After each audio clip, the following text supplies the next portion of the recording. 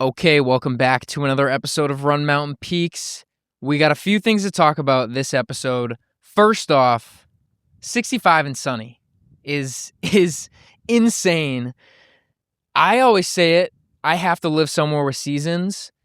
The first handful of spring days, 50s, 60s, after a long winter, I mean, the feeling that goes through your body is next level.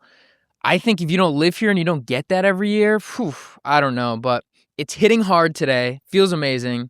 And we got a couple other things to talk about today. I did a little bit of an uphill effort this week. I ran it twice. So I did the same kind of a time trial up South Uncanoonuc Mountain. The first time I did it in about 7 minutes, 45 seconds. And then I reran it 4 or 5 days later. I did it in 7 minutes and 15 seconds. It was a 1 mile climb, and it was 500 feet of climbing. So 30 seconds is a big improvement. I want to talk about everything I did to get that time faster. There's lots of different things I want to discuss. Obviously, I didn't gain any fitness in 5 days. It was more kind of like a race day execution and like a few things. So I thought there were some good talking points about that effort that I wanted to go through. So we'll do that. And then I want to talk injuries. Injuries stink.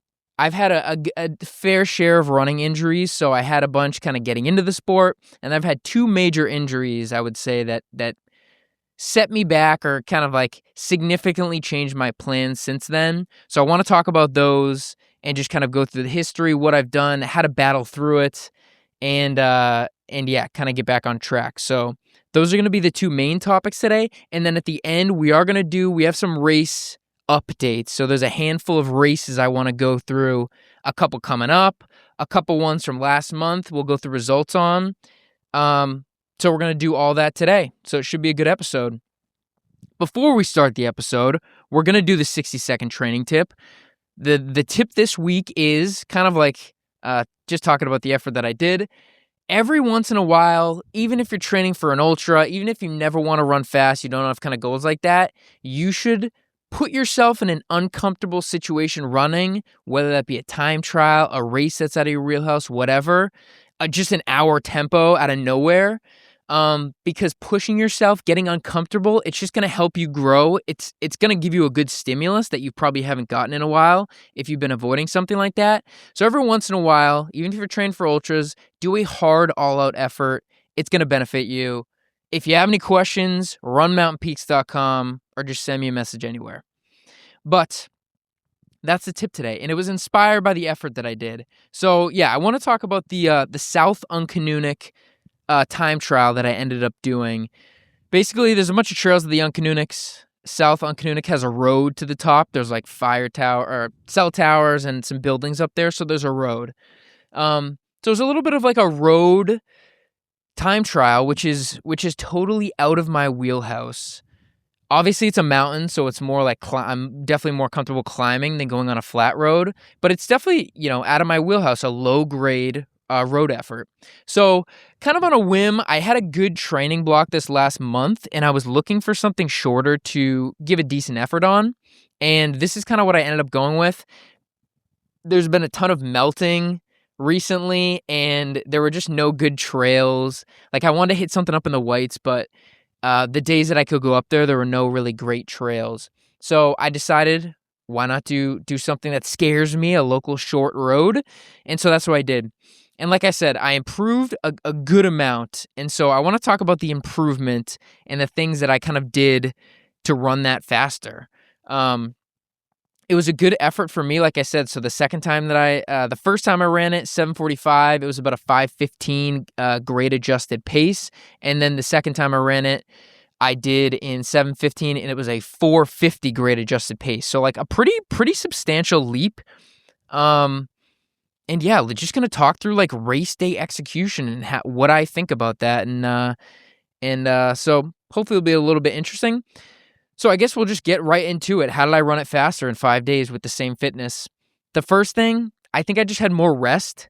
So when I ran it the first time, I was coming off a full, like the last big week in kind of a training block. So I think it was 12 or 12 and a half hours of of cardio volume, and it was the most volume in miles and vert and speed work that I had done in a block, and I took a day off. I think I did an easy bike, and then I ran it. So I was fairly rested, like I took a day off before it, and then I did an easy bike, but I just feel like being close to that high training load for me, my legs were probably just a little bit tired, didn't have that high-end speed and power pop that I needed. So, oh, I didn't even say this, but this week after that kind of build, I was taking a down week. So I only ended up doing 8 hours of training this week. The last 3 weeks had been around 12. And so doing the time trial at the end of an 8-hour week instead of like after a 12-hour week, I think that probably helped. So it wasn't like a full out taper, but I think the legs were just a little bit more rested, and I think the down week just kind of benefited me a little bit. And one thing I want to talk about too on down weeks, sometimes like I'm a big advocate of taking a down week every 3 or 4 weeks if you're building volume. Like that's very much the uphill athlete kind of playbook for training for ultras. Do a few weeks, build, and then really cut your volume back. And I'm a big proponent of that. When I cut my volume back and just do easy stuff, which some like coaches will tell you to do, I feel flat. My body gets all out of whack because I'm not training a lot anyway. I feel flat. I don't sleep good, like the whole nine. So I like to keep in speed work. And even like I've been experimenting like throwing an effort or two like this in like an uphill effort. I think it helps keep the pop a little bit. Kind of staves off those first few days of just lethargic when you come back. So I was on a down week, threw in a couple efforts. I think that helped. The other thing that helped was the first time that I ran the effort, I did an hour. I think it was an hour, maybe an hour and a half of biking the day before. This time I ran it, I did an hour running, and I did like 6 strides at the end of it. I think I did mostly hill strides and a few flat strides at the end of it. And what I've noticed for my speed workouts, if I bike before a speed workout or a hard effort, I don't know if I'm not a good cyclist. I don't know if I'm playing into my psyche, but I just feel like my heart rate doesn't get that high, but the legs are kind of working almost like harder than it would be on a run. I don't know. I just feel weird, and I never have the pop after a bike. I feel better if I'm running. I feel like it doesn't. I know biking degrades your leg muscles less, but I just think I do more running, so my legs are better to bounce back from an easy run than an easy bike, even though if that sounds kind of crazy. So I would say an easy run the day before an effort, and then throw in strides. I don't think this is like breaking science. I think everyone, before big races does strides the day before or 2 days before, especially even if on an ultra. I think it's good to do that. It just get your leg muscles kind of engaged and ready to go for the next day, have more pop. So those were a couple things. The route itself, I ran it today and it was dry. And then the last time I ran it, I think we had snow 2 days before, like 6 inches of snow, and it had melted. All the snow melted away, but it was wet. There wasn't really ice, but I don't know, it was a little bit wet. So I think that had a little bit to do with it. It was a little bit hotter. It wasn't super hot, but it was almost like 55 or 60 degrees when I ran it this time versus last time was probably like 40, like the perfect running temperature. I don't know. I think the roaches say like you can get downgraded performance even at 60 degrees, but I don't think the heat had any effect on me. But if it was 5 or 10 degrees warmer, I think it probably would have. Not that I could have improved. It wouldn't have been a big deal. Like it's a shorter effort like that, but that's just one thing I always think about, the heat when you're doing an effort like that. And then just running a route twice, I think the second time you run it, you just gain kind of like experience or confidence in where to push and when to push and how to feel. I guess I can't really describe it, but I feel like anyone, if they run the same effort twice, the second time, if you're the same or better fitness, you're probably just going to run it faster. So I kind of knew the first go wasn't going to be my best effort. And it wasn't even like the first time, it wasn't even a full race effort. I was just kind of like, let's see what I can do on this hill. And then I was like 8 seconds off the crown with some strong runners on that board actually. And I was like, all right, I'm going to go back and do what I can to get this crown. So that's kind of like, I don't know. I took it a little bit more seriously. I went really more full out today, but I think, just running in again really helped me. Another thing, I think I'd mentioned it kind of in the intro, but when you're ultra running, I advocate for speed work every week. some sort of intervals, and some strides, but I think you're doing a lot less like tempos, a lot less time trials, a lot less of that stuff. And sometimes you just need a hard stimulus of something you haven't been doing, and you can actually make quick gains from that.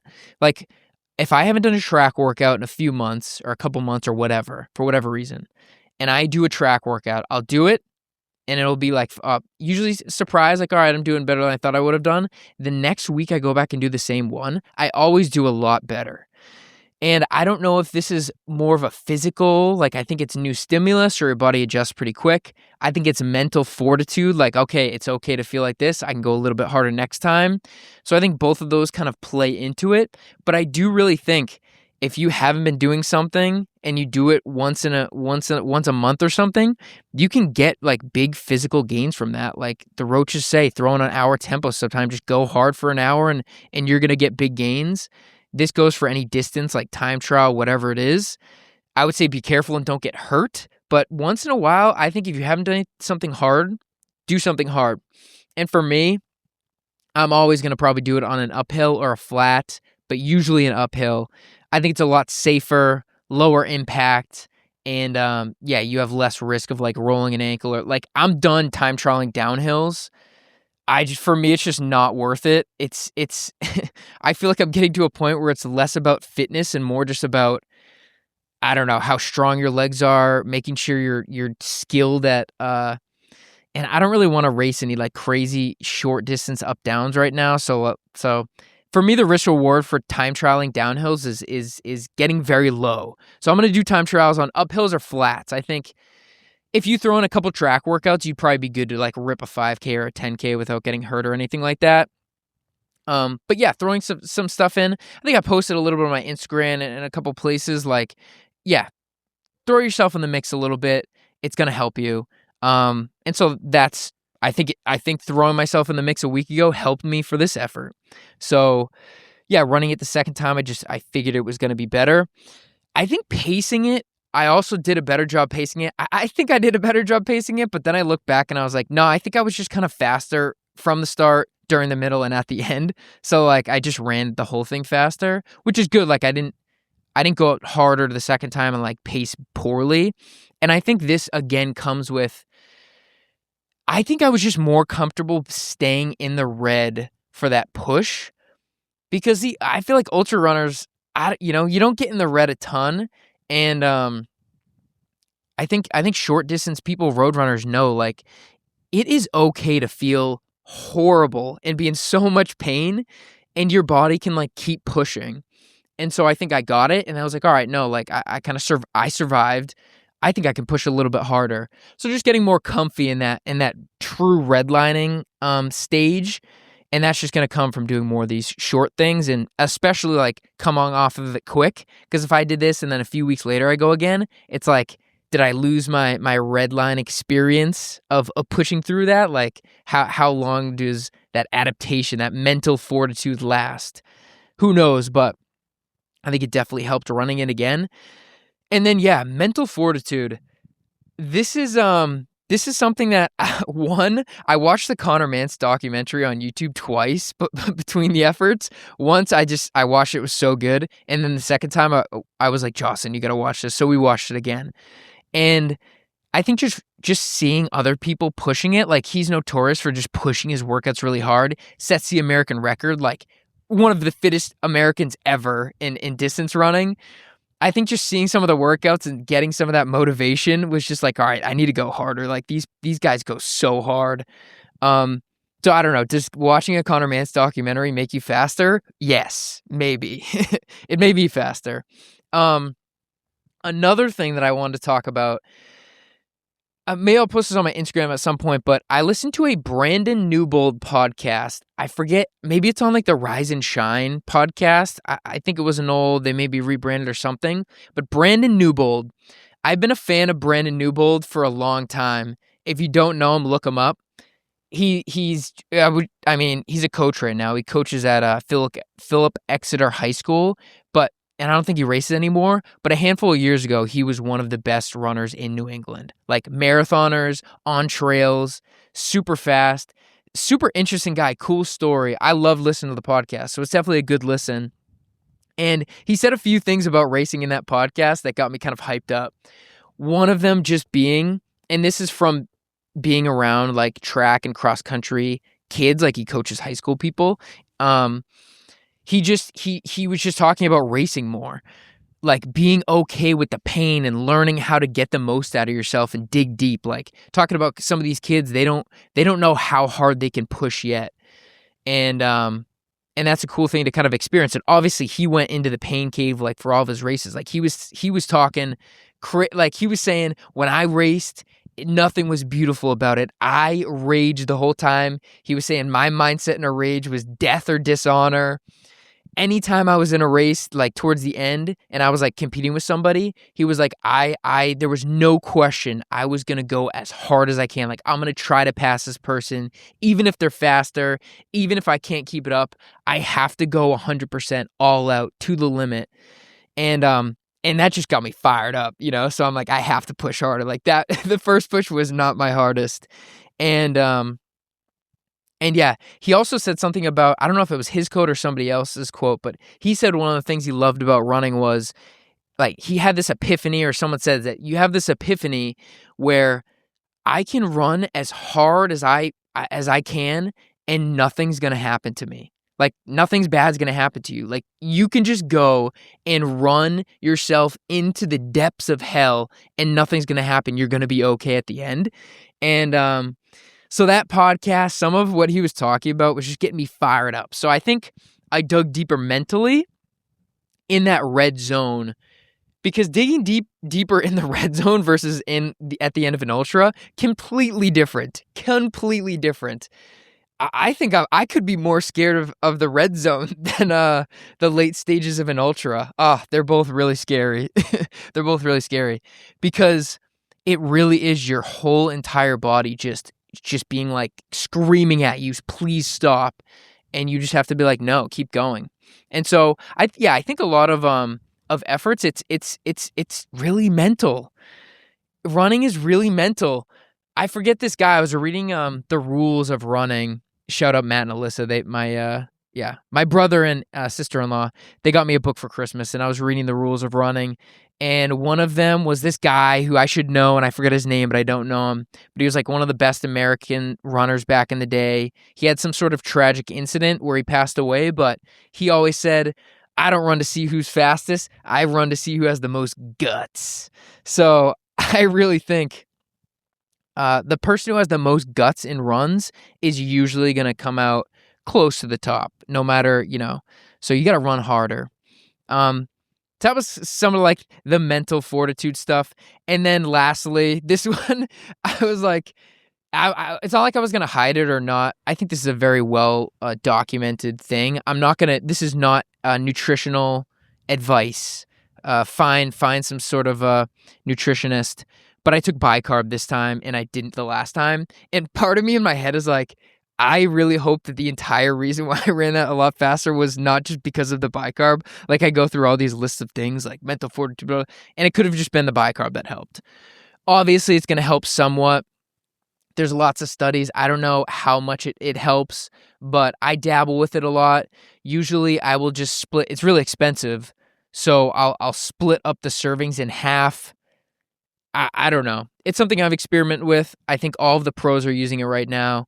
Some people are probably going to give me flack or think of giving me flack because like, oh, he's taking bicarb for like a local peak or a local crown. But hey, everyone's got the same rules. No, this is not nutritional advice. But I will say all of your favorite elite endurance runners are taking bicarb all the time. So it's just like how the sport is evolving and why it's getting so fast. And so, yeah, I mean, is it cheating? I don't know. We'll see. I mean, I would assume that for sure, who had the crown before me? Dylan Chalouz. I for sure don't think he took bicarb before his push. And speaking of, yeah, he had the crown. He's a local crusher. I've actually never met him, but he is super fast. He has like every crown in Goffstown, but he ran 20 miles after running, 7:30 pace up that climb, which is just crazy. Like for me, I don't know, it's just crazy, tougher than me.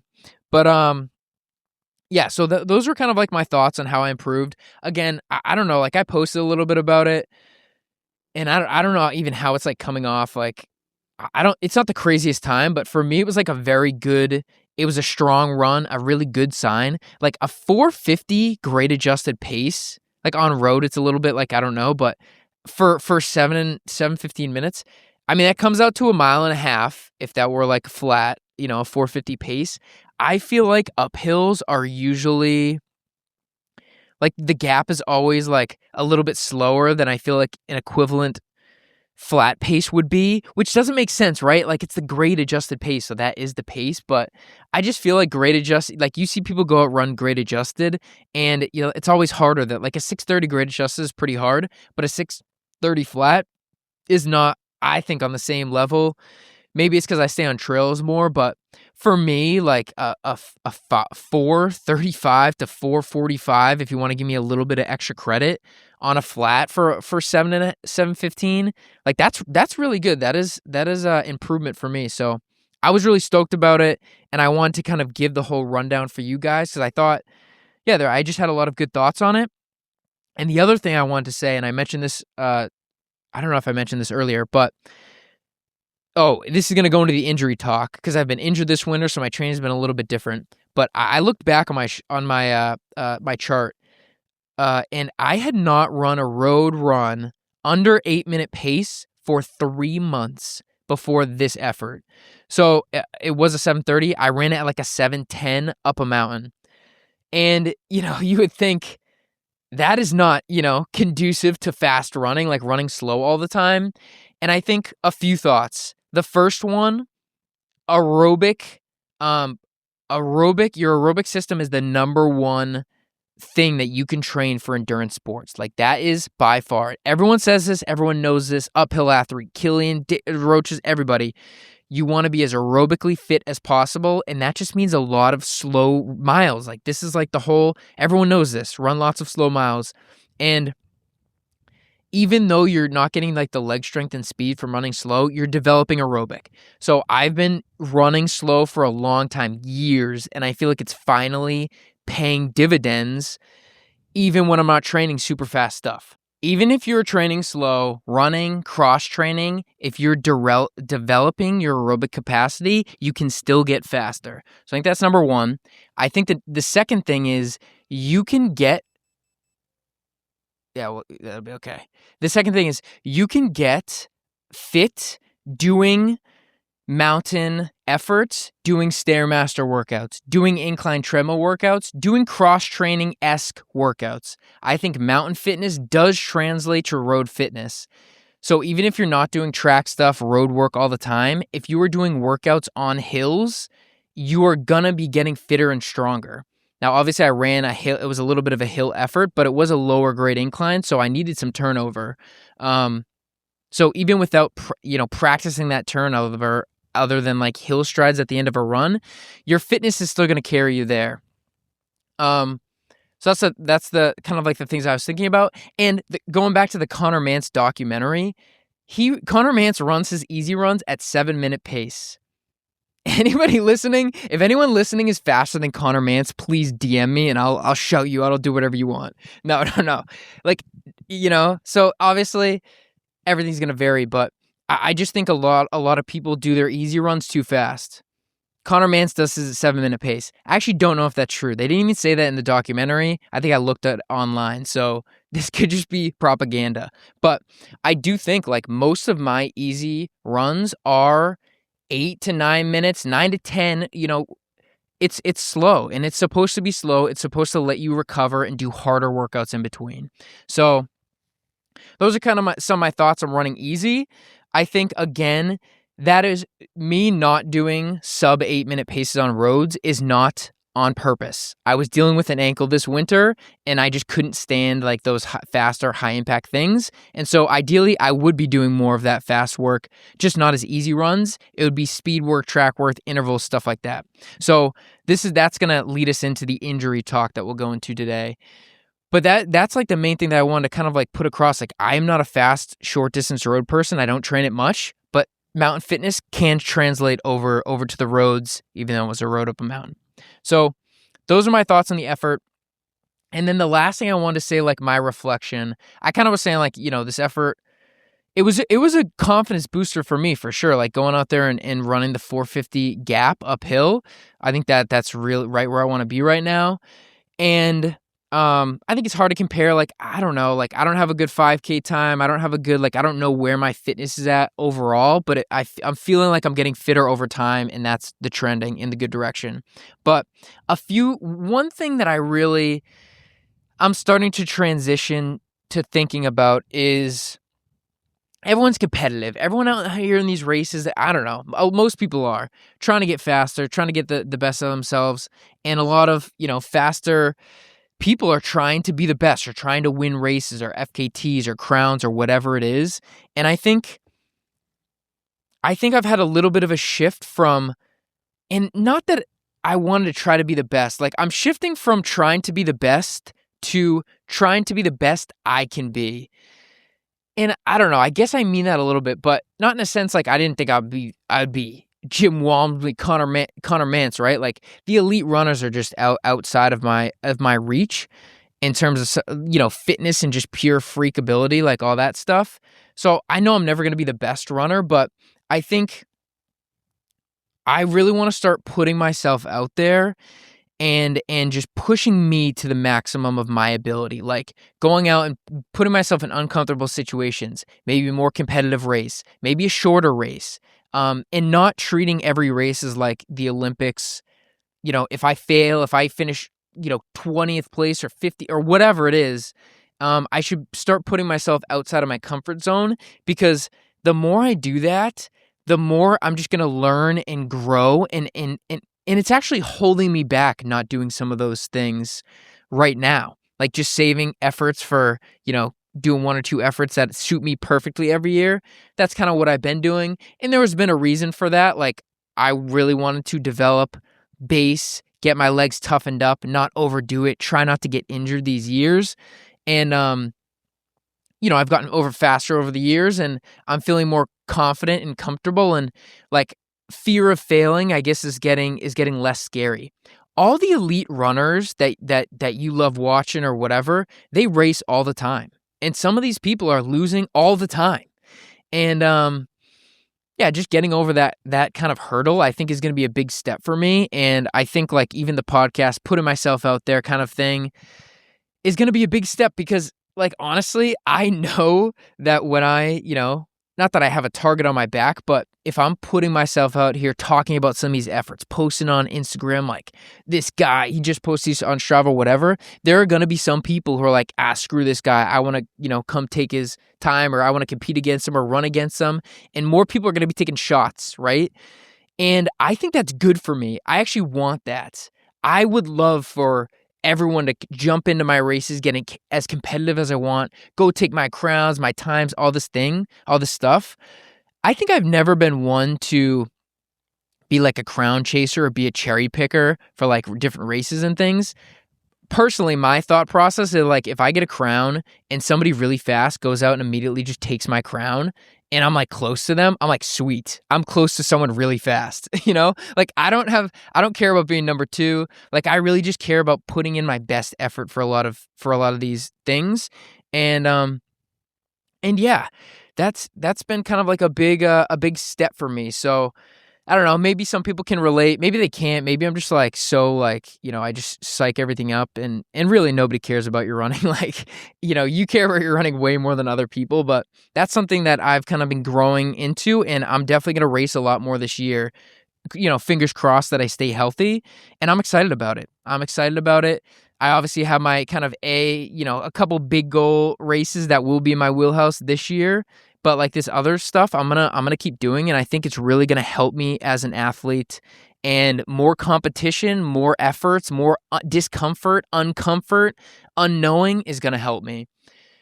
The other thing too that about this effort, like, I don't know, this is part of me is like, maybe I shouldn't say it, but I will. I think everyone, or some people, I definitely have a chip on my shoulder, let's say, like a decent little size chip on my shoulder. And a lot of people do.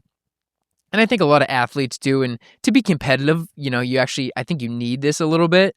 But there's definitely a chip on my shoulder, kind of thinking like, I've only done a few races, right? I didn't do an official race last year. So I'm kind of like, I've shit on for a few things. I've been social media dark all the time. I just pop up in Strava and then I go away kind of thing once in a while. He probably doesn't post because he's slow, or he can only do trails and mountains. And that is a big chip on my shoulder, and I think one thing that I guess I don't even know, but what I'm kind of say is like I can run, and I want to run, and I want to compete this year, and so yeah, maybe a little bit of chip on my shoulder, like I'm racing hard this year, and I'm super excited about it, and whatever's gonna happen is gonna happen.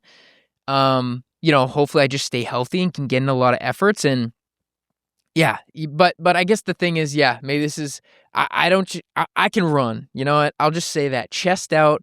I can run, and I'm gonna run this year, and so I'm kind of fired up about it. Um, so yeah, those are my thoughts. Those are my thoughts on my effort. And I don't know, maybe some people can relate, or that helps you out or whatever. If you're listening to this, you want to go get the crown, go get the crown. Go push that time down further. But that's all I had. We're going to jump into the injury talk next. So I mentioned this. I guess I'll just do this kind of like fairly quickly, but I mentioned the injury this year. But first, I'll just talk about like my overall injury history. Getting into running probably 5 or so years ago. I probably started training seriously 4-ish years ago now, 3.5. No, probably 4 years I've been running 6 days a week. What year is it? I don't know. Yeah, probably 4 years I've been running 6 days a week, training hard. But yeah, when I started out running, I was getting hurt a lot. Like everything, hurt. I had runner's knee a lot at the beginning. I had this, hamstring. I've had, I had shins a lot when I was getting into it. And I think one thing that I would tell everybody, if you're getting into running, you need to learn about training theory and easy runs helping you. I think a lot of people get into running and they're just running too fast all the time. Most of my training, super easy, super enjoyable. I'm not out of breath. It doesn't hurt. It's fun. It's outdoors in the woods. It's good. That is the best training for your aerobic system. And for a lot of people, that's going to be walking. So when you're getting into it, one, just be careful. Don't do too much too fast because you will get hurt. Not running is going to slow your progress way more than training bad or running slower or whatever. If you have any periods of not training, that's going to hurt you the most. So avoid that. And then 2, slow it down, and not just slow it down to make sure you don't get hurt. Slow it down and understand that this is how you get better. And I think it took me a while to maybe accept. I got lucky when I started, what was it, when I started with Christina Fulsick, she was my coach for a year. She had me running like the zone 1 all the time. And I think that was probably the best thing for me. I was really slow at the beginning. I was really, really slow, and it really stunk looking at other people running. But I'm finally like, it's paying dividends now, and it feels amazing. And it's just a good way to train. It's easier on your body. And if you are going to commit to getting faster and running for a long time, you should be training easy a lot. So that's just like the one thing of like, every beginner runner is going to have just a little bit of a curve of getting your legs toughened to running, because running is such high impact. Running is high impact. Mountain running is high impact. I mean, downhill guys, that's the first thing that you do fast when you get into trail running, and it's like the hardest thing on your legs. Please do not just bomb downhills from the start, because that is going to lead you to a lot of trouble. And so I would just be conscious about how you're training if you're getting into it. And then the 2 big injuries that I've had, one was a bone stress injury, which are like, you have soft tissue injuries and then bone stress. Now, this is not PT advice, it's not medical advice. Soft tissue injuries are fairly easy to come back from. Keep it at a 3 out of 10 or less pain, and it's probably just going to get better, in a couple weeks, depending on how bad it hurts. And so if it's soft tissue, you can just work through it a little bit. just do some PT exercises, get some blood there, and you're gonna be fine. But bone injuries are the no joke, can shut down people's running. So bone stress injuries, there's different grades to it. It's basically your bone is inflamed, not your soft tissue, your bone. And then if it gets bad enough, it's a fracture. So it's a broken leg or foot or whatever it is. That's the one injury that you really can't have any pain when you're coming back from it. You have to keep it at a dead zero pain, which usually means no running, which is hard. That I'm not going to lie to you. You can train through it and kind of like string along your fitness, but if you have a bone stress injury and you're not training, you're going to lose fitness. That's just what it is, and it stinks. So you want to avoid it. So my first one came when I started training a bunch. I was just running way too much. Like I think I went from running like 3 days a week, maybe 4 to 6, and just even though it was easy running, it broke me. So I had shin splints or whatever, bone stress in both of my shins, were the grade below fracture, and it was really hard. That was the one injury that really, I mean, it was hard just because it's just loading. There's exercises you can do, but it's really just you have to load your legs less so they can heal. And so I did a ton of cross training, and I probably lost fitness, but I kind of found my way through it. But it's basically just like you cannot run like these other people can run until you work up to it. And it took me years. It literally took me years to be able to run higher mileage. Like I was running 20 or 30 miles for a long time. And even now, it's still a work in progress to get my mileage up. Like a lot of people, I do not train the amount of mileage a lot of people train. I'm probably close in volume now, but it's a lot of cross training, a lot of specific low impact after high impact days kind of training. And it's kept me healthy from overuse injuries since then, which has been a huge thing. The last couple years, I haven't really had overuse injuries, which I think is just I've dialed in my training. I found out a way to train that's good for me. Everybody's different, but it's good for me. It's good for my White Mountain efforts, mountain efforts, trail efforts, and it works. And I can get faster, and I can train a good amount. So that's been good. The other injury, which is the injury from this year, which I guess we'll kind of talk through, is I had a bad ankle roll last year. And ankle rolls, usually it's soft tissue. It's a muscle or ligament. Usually it's a ligament and it takes a little bit longer. It kind of stinks. I always tell people, if you roll your ankle, here's the good news. It's pretty straightforward getting back from a rolled ankle. The bad news, it's probably going to take a little bit longer than you want it to. It's pretty straightforward. Do some ankle exercises, stay off of it when it hurts. Don't push it. 3 out of 10 pain, that whole thing, and you'll get back to where you were. But I had a bad ankle roll last year, being stupid. Basically sending an effort 3 weeks after my 20 the Lodge to Dodge 22-hour effort. Not advisable, very stupid, ego running, don't do it, learn my lesson, shame on me. What happened there is rolled my ankle bad. I have one good ankle and I have one bad ankle, and this is going to be some gypsy mind games on you guys. My good ankle used to be the one that I broke 10 years ago in college, that I have a plate and like 10 screws in. Titanium plate, titanium screws. My bad ankle is my unbroken previous ankle that I've just rolled a bunch. And I've never had a bad roll that like kept me out of anything on the bad ankle, and the bad ankle is feeling good now, and now it's my good ankle. The one that I rolled last year with the plate and everything, I rolled it.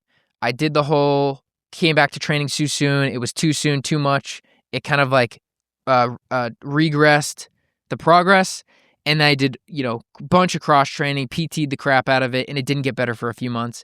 I pretty much could only do uphill efforts last fall, which really stunk because I had a couple things that I wanted to do. But it wasn't getting better. And this winter, I finally went to a PT and was like, I don't know why this is not getting better. I put in the time. I'm doing everything I can to like improve my recovery. I don't know what's going on. And basically, what I deduced, that plate, I broke my ankle in college, and I won't get into how I did it, the whole story, but basically I messed up the ankle and there's a plate in there. And the ankle, like the cartilage, the x-rays, it all looks good, but I don't have a ton of mobility in the ankle. There's still hardware in there, like the screws and everything can stay in forever, which I don't think is a big deal. It's my fibula, so there's a metal thing on the outside of my fibula. There's a bunch of little screws, and then there's one screw that goes across my whole ankle ball. I think it's called an azymatic screw, and it goes across the whole thing to keep your ankle locked in when it's healing, and then it's meant to break once you get more of your mobility and strength back. So it's been broken for like a long time, 8 or 9 years. And basically my whole ankle, it's got a little bit of it just looks a little weird. You can see kind of the stuff pointing out, and it was not functioning like an ankle. I had horrible range of motion, which was putting stress on everything else. It was not super strong, even though the plate actually makes my bone really strong. Like, I don't even know if I could. No, I probably could. I don't want to say this anymore. But like my fibula is stronger now, but the ligaments and stuff probably aren't. Low mobility. It's not a functioning ankle. And so when it was trying to heal, if you have something that's not functioning and it's been injured, it just doesn't go together. And I was like, why is this not healing? Why is this not healing? And it's like, he's like, you measured my mobility. And it's like, strength. It's like, it actually was pretty strong, but the mobility was not there. And so it's loading things differently. It's allowing things not to heal. So I've been working on mobility. I've been working on strength. I've been doing it every time to basically restore function in my ankle. And the last, probably month or two, it's been getting better, which has been a big relief. So a couple lessons from this: if you have something serious that's not getting better, that should, go see a medical professional. I think a lot of the things you can figure out online, but sometimes you just need somebody who knows what they're talking about. Go to somebody good. Do the work. Don't slack off, complain. Every day I skip my ankle exercise. I hate myself. I don't do it too much. Once in a while I do, but staying on top of everything you need to do to keep yourself healthy, that is part of training, and that is the hardest part of training. So that's pretty important. And then yeah, like just battling when you are injured, you just have to battle to keep fitness. Anything you can do to stay fit, you got to do it. It's dark days, but when you come out of an injury, it will feel better than you think it will feel when you're injured. So it feels really good to get out. I'm crossing my fingers that I don't like regress from here on out, but hopefully I keep doing what I'm doing. Everything's going to work out how it should, and the ankle will get better. So that was kind of the ankle stuff for today. I thought there was one more thing I want to say about the ankle, but I'm totally spacing it. Function better, strong. Nah, I probably forget. Okay, if you were watching on YouTube or Spotify, I know most people listen on Spotify, but it does say that a lot of people will watch the video on Spotify. But if you're wondering the last 20 minutes, what's going on? Basically, I had to delete, I messed up the footage. And so there's a little bit of a backstory here. First off, I'm proud to say I think this is the first time I've ever lost footage. So I made it 27 episodes without losing any footage, but I had to put the stock footage in for you guys. So I just put like an old YouTube video, just some like scenic, I think it was on the Kinsman's. It's a nice little, scenic visual for you guys with the podcast. But yeah, the last 20 minutes was just pure podcast because I'm trying to step up. I'm trying to, like I kind of said at the beginning of the podcast, I want to make it good quality. So I got good mics. I want to just put out at least a good, I don't want it to look like a hack just, walked up, which is what I am and what I did, but I don't want it to look like that. So I got a new camera, honestly. I got a new iPhone, which just shot better video than the little camera I was using before for all the podcasts. So I was like, all right, I'm going to invest in a better camera system. It's going to make the podcast better, whatever. So I go and bring it to use it for the first time, and I get to, I can't film it right outside, so I drive usually sometimes, or if I'm on a trailhead, whatever. I go to my podcasting location, which varies, but outdoors, and I get everything hooked up, all the mics, everything, computers running, and I put my phone up on the tripod. I start recording, and I realize all of my notes are on my phone. And I feel like usually sometimes I get myself into situations where I'm always like, I'll figure it out if something happens. Like, maybe I don't think things all the way through, but I'm willing to kind of battle through whatever adversity comes, whether that be trying to make a makeshift whatever. And I could not think of a single way to have my notes and use my phone to record the video. And usually, like at the beginning, I usually will have a note sheet. I just didn't have time, and I had a lot of like race results I want to go through that I can't just like memorize or put down on a quick cheat sheet. So I'm sitting in the bed of my truck thinking there is no way for me to have the notes in front of me and record the footage. Maybe there is actually. I don't know. If an iPhone, I could just like, if I swiped up right now and then zoomed, I don't know. So I go back home, and I should have just, first thing is, using a new camera, you should bring the old one just in case something happens. I didn't. So go home, get the camera, come back. And I'm like, all right, we're going to make this a great podcast. Don't let this fluster you, Andrew. Stay in the pocket. Don't let it fluster you. And I start recording the podcast, and 25 minutes in, the camera, my old camera, dies because I didn't have it charged. So yeah, not good. And so this is like, again, so I'm like, oh, well, I was like, all right, you know what? I am just going to free ball it. No notes, because we need to get I want the footage. We throw the iPhone up. And I'm like, let's go, iPhone. This is your moment. I wasn't going to go with you today, but, next man up mentality. So iPhone starts recording. I do it all good. I couldn't do the race results. I was like, I'll just film those later, which is what I'm doing now. And I get home, and I go to upload the file onto my editing software. And I don't know if any of you guys are computer heads out there. I am not. So this would have meant nothing to me a year ago, but now I kind of know what this means. I upload the file, and my file is 110 gigabytes. Now, I unlocked this feature, like, I don't know, it wasn't really unlocked. You just had to go and click a button, but I unlocked this like high resolution editing feature in the new iPhone. So the file is gigantic, and it's going to take 4 hours to just upload it on my computer, which is not a great computer. And then if I put it in my editing software, the whole thing would crash, like zero chance. So I'm like, do I download it for 4 hours, try to compress it on something? I don't know.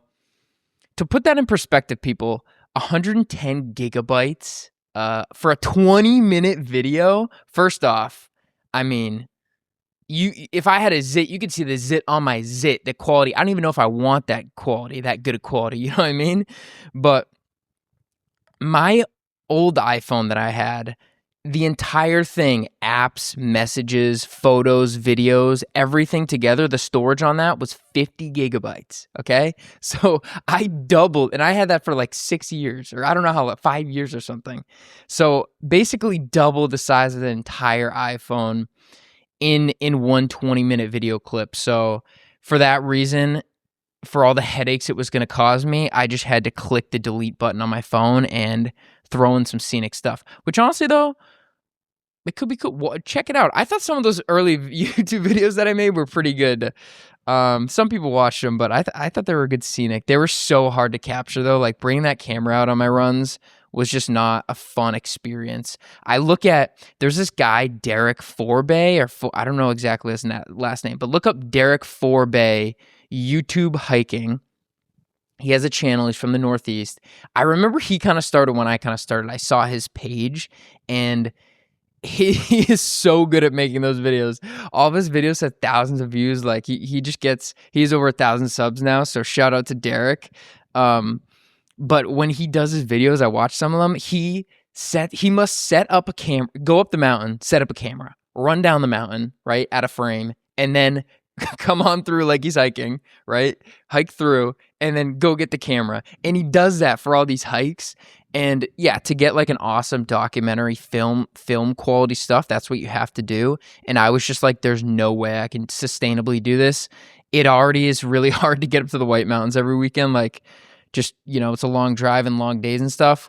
And adding that on top of it was too much. So How did I say that? Oh yeah, so my old school videos, I used to bring the camera on every run for like 2 months. It was awesome. Got some good footage. But anywho, that was why you didn't see me for 20 minutes. Now we're back on the iPhone. Please leave a comment and be like, wow, this footage at the end of the video is spectacular, Andrew. This is so good. I love your podcast. No.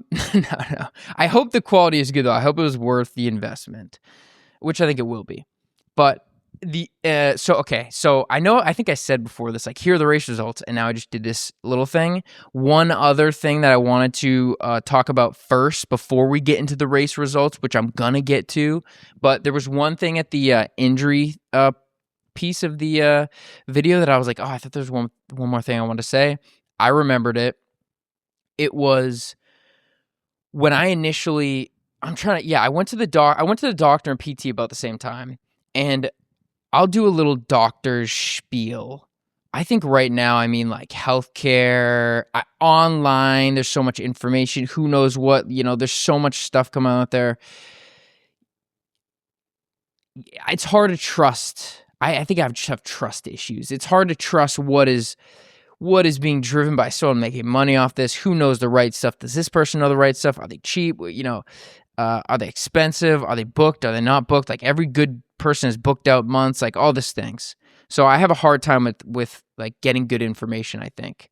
Like, I just need to do things on my own and then test it out, and then I can have a good feel for it. But I go to the doctors, and every time I go to the doctors and they ask me, oh, why is something bothering you? And they're like, oh, what have you been doing? And I kind of tell them, oh, I run kind of a lot. And they're like, well, how much is a lot? And then I tell them, and then they're like, oh yeah, I mean, you're just doing too much. You have to cut it back. But I'm like, you don't really understand how much I regularly do. This should be no problem. Like, I am accustomed to this. Like, there is an injury going on. It's not just because all the time you go to the doctors, it's just stop doing stuff, rest. It's what it feels like. And it's super frustrating as an athlete to go and hear that from a bunch of different people. Or, half the time I go to the doctors, it's like, well, the x-ray didn't show anything, or we don't know exactly, or it could be a virus. We don't really know exactly. Just let it rest, see if it gets better. Like, that kind of thing, like, does frustrate me. And one of the things that was really frustrating when I went to the doctors this time, and I think a little bit shocking, a little bit stressful, was, yeah, like I mentioned, I had broke my ankle about 10 years ago, so I have a plate, hardware in there, and the doctor was pretty much like, hey, it's, you rolled your ankle, you should be better from that. Maybe this is just like, you can't do this crazy running stuff on your ankle. Like, maybe this is your old injury coming back and just having problems with it. This might be start of arthritis, like this kind of talk. And that just gets me so upset because, I mean, one, I put so much on the line for like this podcast, Run Mountain Peaks. Like, I have so much big goals and starting to put it out there. And if you just tell me I'm not going to be able to run, like, that is not conducive to what I'm trying to do over here. So that was like a little bit stressful, but I just don't like the gut reaction of rest and this is too much and all this that you usually hear. I would rather go, and it's not, I don't think that doctor was a bad doctor. I have one person that I really like that I couldn't go and see her, but she kind of says the same thing sometimes. A lot of PTs say the same things, and I don't think it's like they are practice professionals and they know what they're talking about. But I think in the realm of ultra running and endurance sports where you're trying to push the limits, this is not highly studied. And so they don't get it as much, or they don't have as much data on people that do this. Maybe that's kind of what it is.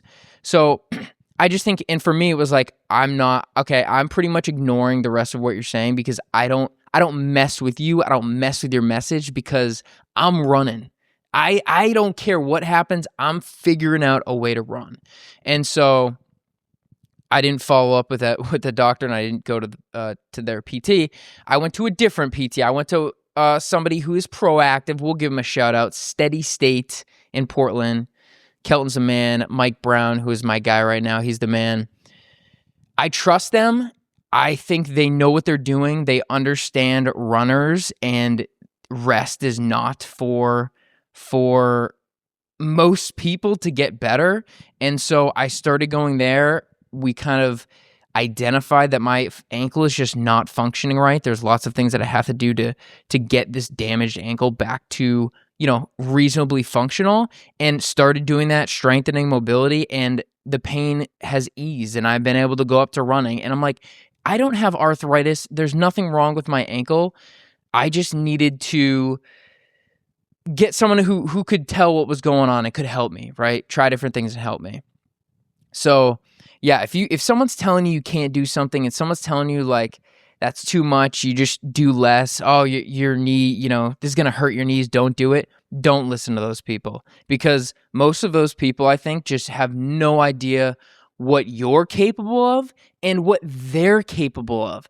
I think so many people just sit at home and say, "Damn, running, that's crazy. They do this run stuff, but that can't be good for you." It's like sitting inside is not good for you, okay?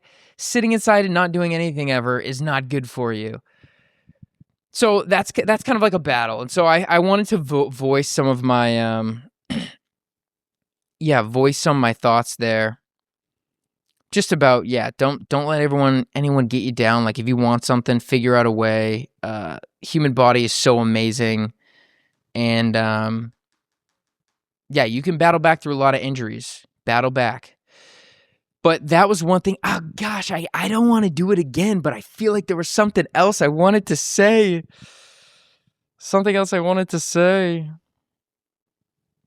Okay.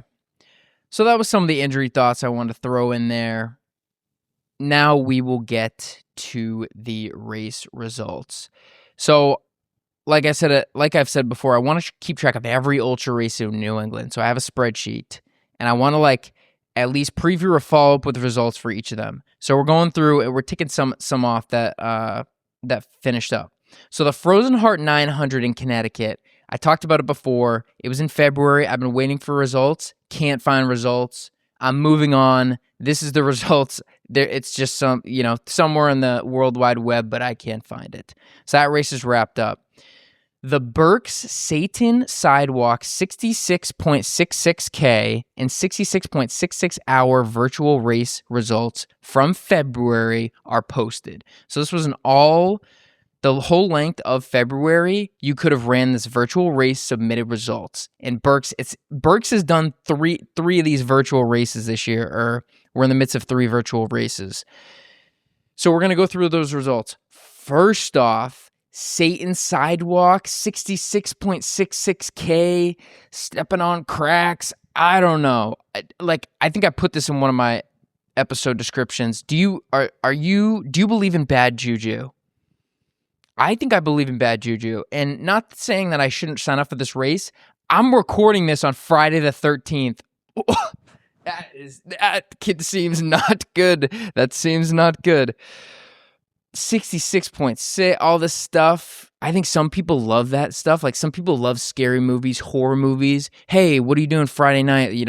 Or growing up, what are you doing Friday night? Let's go to a graveyard for no reason. It's like, I think I'm good. Am I just trying to get scared by these movies? Are there cool inspirational movies? I'm not a huge scary movie person. I don't mess with bad juju a lot. Andrew, do you believe in ghosts? I'm not sure, but I don't want to mess with it. I don't want, if somebody's saying that a ghost lives in a house, I'm not going to question it. I'm not going to talk smack about it. I'm not going to go visit it. I'm going to let it be. I don't know, but I don't want to find out is my reaction to that kind of thing. So whoever had the idea for this race, they probably are one of those people that just like to get a little fright in their body, a little fright going through their body. But I don't know what inspired it. Satan himself. Here are the results. So there are 4 races posted. So the Double Trouble 2x66 hour. So I think this means, I don't know if you had to do it 130 hours straight, or this is you took 2 66-hour blocks in the whole month of March and did as many miles as you can, right? But 132 hours. Do some quick math. How many days is that? 6? Is that 5 days? 5.5? I don't know, I have a calculator right here, 5 or 6 days, right? 48 hours, 72 is 3. Okay, so it's between 5 and 6 days of running. There were 2 finishers, so 2 people signed up for this race. Again, these Burks virtual races, if you're trying to boost your ultra sign up score, not a lot of people signed up, lots of categories. Last month, we had somebody sweep and go 300%ers. So you could literally do like 3 or 4 of these races for the first 2 months of the year and just get 600% on ultra sign up. 2 finishers from this race. You wouldn't have got 100% on this one, though. Jonathan Engelstead from Broomfield, Colorado, excuse me. He's got that good blood up there. He's 54 years old, so old school crusher. He ran 352 miles in 5.5 days, which isn't like consecutive backyard, style running, but that is a lot of miles. A 352-mile week. Oh my God, that is disgusting. Who is this guy? His ultra sign-up rank is 66.94. Who is this guy? He's got 34. Yeah, he's got 34 races. Oh yeah. This is Satan Sidewalk. Sorry. So he won 2 of the categories. So, all right. So I'm jumping ahead now. I looked at his page specifically. He's got 2 different categories, but I don't know. It looks like he does a lot of ultra races. In second, George Giacomi, Lakeville, Massachusetts, 50 years old. He did 271 miles. If I do 271 miles in 5.5 days on a virtual ultra sign up, I want to win. That is shocking. So that was 1 and 2. No one else in the race. Now we'll go to the 66K. So I think this would be 66K for time. I don't know, mileage. What the F is a kilometer? I saw that on Instagram once. What the F is a kilometer? That's for the stars and stripes, baby. That's some clip from Instagram that I saw. It's very funny. But I don't know. What is that? 40-something miles? So to put in perspective, oh my God, one guy just smoked the field. Michael DeGorgi, from Albany, New York, 27 years old. He ran it in 4 hours and 48 minutes. And then the second place, Yuki Chorney, Mount Vernon, New Hampshire. Shout out. Female, also, she won for the female. She did 8 hours and 10 minutes. So those are the top 2 in this race, and only 5 finishers in this race. Michael DeGeorge. This guy looks fast. Well, okay, so his ultra sign-up is first place, second, first, 13th at a U.S. track and field 24-hour. This guy's fast. I don't know. He showed up. He wanted the Satan Sidewalk, and he ran it speedy. What pace is that? I don't know. Frozen Folly, 66.6 hour, outdoors only. So this is like the double trouble. We started with the double trouble. Maybe we shouldn't have done that. But like I said, you guys get it in the order that I speak it. Frozen Folly, 66 hour, just one way. Oh, outdoors only. Okay, so there's an indoor category. Jonathan Engelstead, Broomfield. So one of his goes, he did 191 miles in less than 3 days. Second place, Keith Boraza, Keene, New Hampshire. Ooh, Keene guy. The winner for the females, Carmen Abello, New York. Female, 30. She goes 110 miles. So they won the 66 hour. These are pretty stacked. Some people are really going for these efforts. And then the 66 hours, I guess this doesn't say outdoors only, so I'd assume. Oh, so the Frozen Folly 66 means you are frozen outside. And then the 66 hours indoor, you could do it on a treadmill. So these people we're not going to call them. So I do more. I would rather do inside. We're not going to say that they were at 160 miles. That's blasphemy. I'm going at myself. That is horrible. I don't think I can cut that out because it's so small. These people are not soft. They just want to stay warm. I agree with them. Anthony Viola, Stanhope, New Jersey. He wins it 160 miles, and then second place, George Giacomi, again, he goes 153 miles. And then the female winner, Cindy Sullivan, she goes 111 miles. So people are putting up, there's 1, 2, 3, 4, 5, 6, 7, 8, 9 people who did over 100 miles on the treadmill in less than 3 days. That is disgusting. That is nasty. You folks are crazy. Crazy awesome. Crazy strong. Those that was the Satan Sidewalk results. So I don't know. That got a little bit out of hand here, but those are the results. Next up, we're going to so those are the results, and now we're gonna do some previews. So for March, the Burks Ladybug 50K. This is a virtual 50K. I think it's outside because ladybugs are coming out, bugs are coming out. I don't know. Go outside, run a 50K for time, submit it virtually, and that's the Burks race again. And then there are 2 races that are happening tomorrow. I don't think I will have, they're long events, so I won't have this in the results this week. But next week, I'll put the final results in. It's the Fit Rock Trail Race, Cumberland, Rhode Island 50K. The Rock Trail Race, typically right now in Rhode Island, there'd be no snow. I don't know if there's snow down there. There might be snow because I think that the storm just kind of hit more southern, or the storm this weekend is hitting more southern. I'm not sure. So who knows? But that could be a snow trail race for 1 year edition, but that's coming up tomorrow. And then the True Strength Uphill Will 24-hour skimo race in Greenwood, Maine. This is kind of like a last gear standing vibes. It's not an hour on the hour, so I think it's a 24-hour event. Who can go up and down the most in 24 hours? So this is not just who can outlast people. This is who's fitter and who can do it for 24 hours straight. So this is more true to like some sort of lapped ultra, like a timed lapped ultra, hamster wheel. What's the something like a lapped ultra that you just keep going for 24 hours, see who goes the farthest. So on skis, I don't know if any of the last skier standings or some of those big skiers are going to show up for this. I think I saw Justin Lagasse on one of the results list from history, so I'm sure this is on the radar of some of the people that have won last skier standing.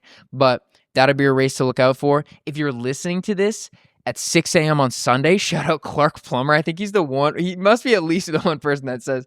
I think he actually does listen usually right Sunday morning. Maybe Vinny too. I don't know what time Vinny goes out.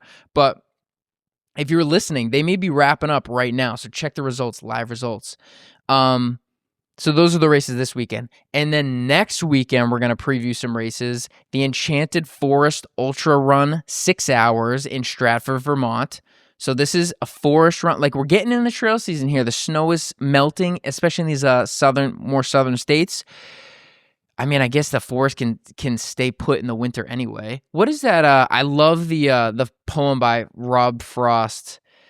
I remember Scotty was the first person to tell me about that story. Something about a horse, a guy and a horse in the middle of the woods in the middle of the night, and he goes, "The woods are lovely, dark and deep, but I have promises to keep in many miles until I sleep, in many miles until I sleep." That's a Scotty Patton ode. He put me onto that one, but that's a good, I don't know, that just reminded me of it. I don't know, 6 hours. I have 6 hours in the Enchanted Forest until I sleep. I have 6 hours in the Enchanted Forest until I sleep. That's the Stratford CT preview. And then another Tark race. This is a very popular race, I know. I think it's sold out. Like, all the Tark races sold out. There's a wait list on this one.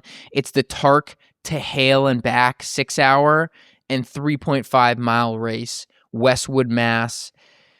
These are hard to preview. Like, this is a bigger race, so I'd like to do a better preview, but there are no rankings, and I try to look and see what the name, like, I know Patrick Caron's on the 3.5 mile. I can't just keep saying Patrick Caron for all of the Tark races. Like, that preview is going to get old, but Patrick Caron's in 3.5 mile. And then the one person I did want to shout out in the Tark, the 6 hour, is the Houlihan Hooligans. I'm scrolling down, and I see the Houlihan Hooligans. Augie Houlihan, Jenny Hooligan, Sophie Hooligan, Lucy Hooligan, all from Newburyport, Massachusetts. They all signed up, and they're hooligans. Apparently, the 4 of them sounds like a family. They're going out and going to crush together. That's who gets the spotlight on this preview. Shout out to the Houlihan Hooligans. Okay, so those are the race results, and then we're going to end this off with a little bit of trail conditions talk. The trail conditions are horrible. Horrible. I mean, obviously, it warmed up so much this week. Everything is postal. I mean, if you think about stepping off a trail right now, postal, everything's sloppy. Everything down south has had so much snow sticking around. Usually we don't have snow right now. There's so much snow that all the trails are sloppy. There's post holes here. It's brutal out here. It is brutal. People are sticking to mountain auto roads. If you got a mountain auto road close to you, go there. It's brutal right now, but hopefully, I mean, this weekend's going to be cold. It's just going to be very divotty, lots of postal. I think there's going to be a little bit of snow coming up. So I wouldn't say it's super. It's just going to be bumpy. There's going to be some little bombs planted out there. This is the thing, like, don't run fast right now, for sure. Definitely don't do anything, because when there's divots and post holes covered up by soft snow, that is not friendly. And then if you're post hole when it's really warm out and you go on the whites and you're post holing a ton, it's like you're just putting your foot down into whatever rock, hoping that it's not a rock or a jagged thing or whatever. It's kind of just craziness out there. This is the time of year where I start to transition. Well, I'll pick the good days when the trails get packed down and it froze in the morning, you go out. But other than that, you gotta stay more south. You can even start headed south to the city. So this is like, the middle of the fells is a really good spot to go right now. Hopefully around us is gonna get melted completely out soon, and then here's gonna be a good spot, and then the Belknaps and the Ossipes in the next month or two are gonna get really good too. So this is kind of like a mud season, warm-up season, but the good news is it's almost trail season. So very exciting. The warm weather feels amazing. So with bad conditions come great promise. And I will leave you with that. We'll see you next week. Peace.